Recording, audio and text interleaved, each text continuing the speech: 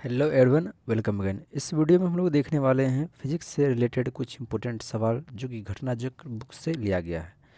पढ़ाई करने का दो तरीका होता है, एक हार्ड वर्क, दूसरा स्मार्ट वर्क। स्मार्ट वर्क का मतलब आप उन्हीं सब सवालों को पढ़ें जो एग्ज़ाम में पूछा गया है, प्रीवियस क्वेश्चन को पढ़ें, उसके बाद फिर आगे बढ़ें। तो पहला सवाल है कि कुतुब मीनार और हुमायूं का मकबरा, इसको यूनेस्को में कब शामिल किया गया?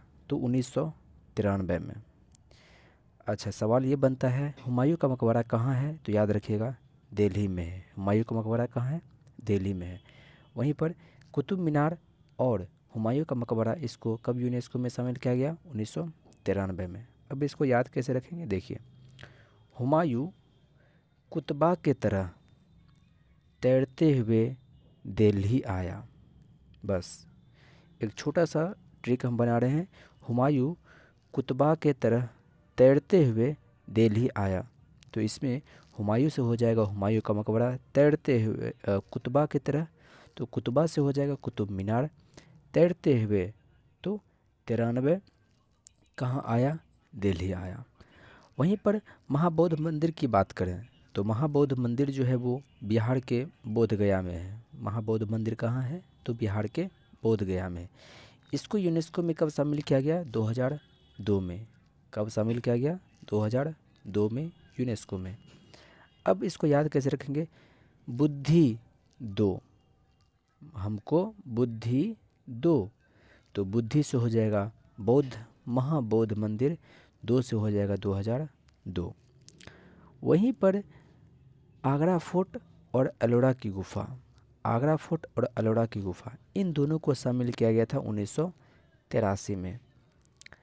आगरा फोर्ट और एलोरा गुफा, इसको कब शामिल किया गया था? 1983 में।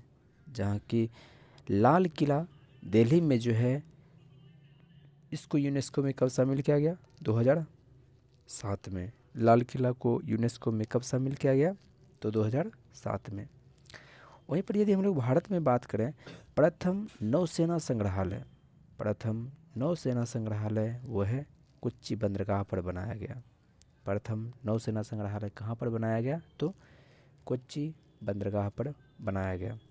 वहीं पर Tata Tata atomic energy commission की बात करें, Tata atomic energy commission, TAEC, Tata atomic energy commission की बात करें तो इसकी स्थापना 1948 में हुआ था। कब हुआ था? 1948 में। टाटा एटॉमिक एनर्जी कमीशन, इसकी स्थापना जो होती है 1948 में होती है। और दूसरा एक परमाणु संस्थान की स्थापना होती है ट्राम्बे में। कब? तो 1954 में। इसी का नाम जो है भाभा परमाणु अनुसंधान केंद्र कर दिया जाता है। कब? तो 1960 में। फिर से 1948 में देखिए, छः जोड़िए 54, 54 में छः जोड़िए 60, ये सब आपस में कनेक्ट है। टाटा एटॉमिक एनर्जी कमीशन की स्थापना 1948 में होती है। परमाणु संस्थान ट्राम्बे में कब स्थापित किया गया था? 1954 में किया गया था।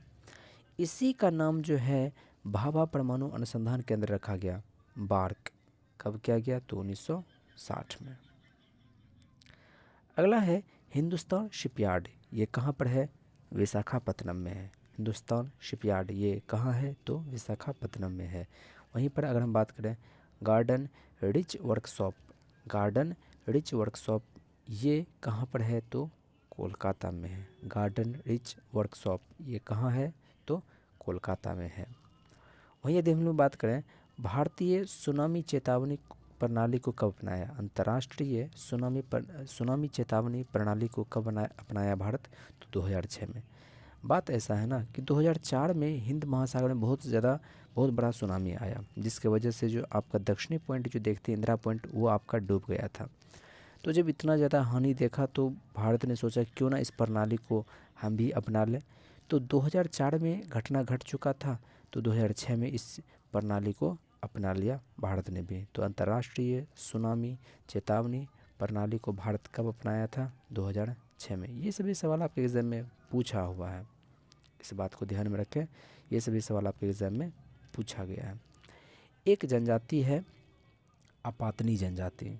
कौन सी जनजाति? अपातनी जनजाति। ये कहाँ किस राज्य में है? तो अ से देखिए अपातनी, अ से देख लीजिए अरुणाचल प्रदेश, अ से अपातनी, अ से अरुणाचल प्रदेश। अरुणाचल प्रदेश में एक ज़िला है लोअर सुबनसिरी। क्या नाम है? लोअर सुबनसिरी। वहीं पर घाटी है जैरो। क्या नाम है? जैरो घाटी। वहीं पर रहते हैं अपातनी जनजाति। जंतर मंतर भारत में टोटल 5 जगह है। एक है आपको दिल्ली में, दूसरा जयपुर में, फिर उज्जैन में, फिर वाराणसी में, फिर मथुरा में, इस तरह से। लेकिन जयपुर में जो जंतर मंतर है उसको 2010 में, कब? 2010 में यूनेस्को में शामिल कर लिया। किसको? जंतर मंतर जयपुर वाले को। अब यहाँ एक चीज़ याद रखना है, जयपुर में देखिए 2 अक्षर आया जय, और 10 में भी याद रखिए 2 आया। तो जयपुर में जो जंतर मंतर है उसको 2010 में यूनेस्को में शामिल कर लिया गया।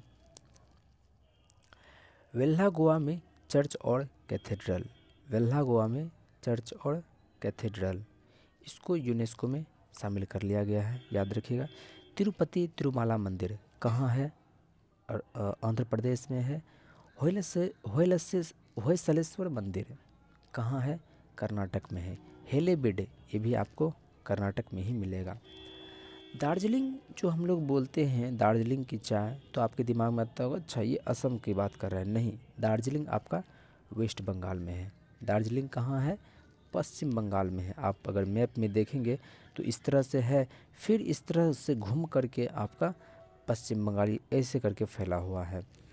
तो दार्जिलिंग जो जगह है पश्चिम बंगाल में, उसका मतलब होता है चक्रवात। क्या नाम होता है? चक्रवात। किसका? दार्जिलिंग। किस राज्य में है? तो पश्चिम बंगाल में है। असम जो राज्य आप देख रहे हैं वो एक जनजाति के नाम पर पड़ा है। अहोम जनजाति के नाम पर असम का नाम पड़ा है। एक जनजाति है कुकी। क्या है? कुकी। कुकी जनजाति जो है वो किस राज्य में है? तो मणिपुर में है, याद रखिएगा। कुकी जनजाति जो है वो किस राज्य से संबंधित है? तो मणिपुर। देखिए ऐसा आप ट्रिक बना सकते हैं। कुक, कुक तभी ना रखिएगा जब आपके पास मनी होगा। कुक तभी आप रख पाइएगा जब आपके पास मनी होगा। अगर आपके पास मनी ही नहीं है तो क्या कुक रख पाइएगा? नहीं।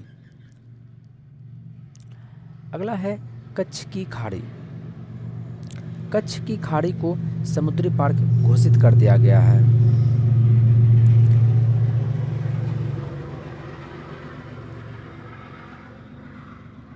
कच्छ की खाड़ी जो कि गुजरात में है, इसको समुद्री पार्क घोषित कर दिया है। क्यों? तो मूंगे की चट्टानों के संरक्षण के लिए। मूंगे की चट्टानों के संरक्षण के लिए कच्छ की खाड़ी जो कि गुजरात में है उसको समुद्री पार्क घोषित कर दिया गया है। एक जनजाति है टोड। क्या नाम है? टोड जनजाति। यह नीलगिरी में है।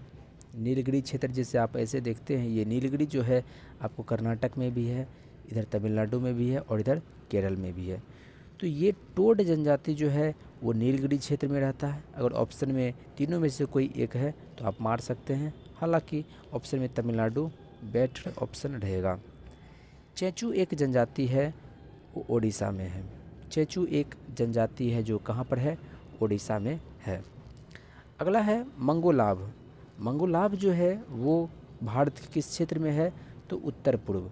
ये जो आपका उत्तर पूर्व है इस क्षेत्र में है मंगोलाभ। मंगोलाभ की आंखें तिरछी होती हैं,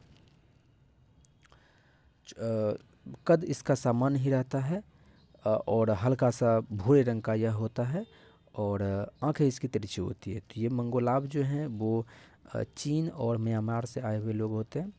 तो मंगोलाभ जो है वो हमारे भारत के उत्तर पूर्व क्षेत्रों में मिलते हैं। बस्तर एक जगह है। बस्तर एक जगह है जहाँ पर आपको गोंड जनजाति ज़्यादा मिलता है और ये बस्तर जो क्षेत्र है वो है छत्तीसगढ़ में। बस्तर कहाँ है? छत्तीसगढ़ में है। जैसे इसको आप ट्रिक बना सकते हैं, गर्मी का टाइम है तो हम कहते हैं बिस्तर छत पर लगा दो। बिस्तर कहाँ पर लगा दो? छत पर लगा दो। तो बिस्तर से हो जाएगा बस्तर, छत पर लगा दो तो इससे हो जाएगा छत्तीसगढ़। अगला है एन्नौर। एन्नोड जो है वो जगह है तमिलनाडु में।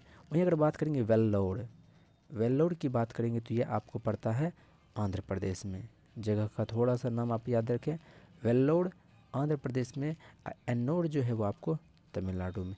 HMT Hindustan machine tools, Hindustan machine tools, ये इसका जो है मुख्यालय वो कहाँ है, बेंगलोर में है। HMT का मुख्यालय कहाँ है, बेंगलोर में। और इसकी स्थापना कब करी गई थी, 1953 में। कब करी गई थी, 1953 में। तो साथियों ये सभी सवाल बहुत ज़्यादा इम्पोर्टेंट है।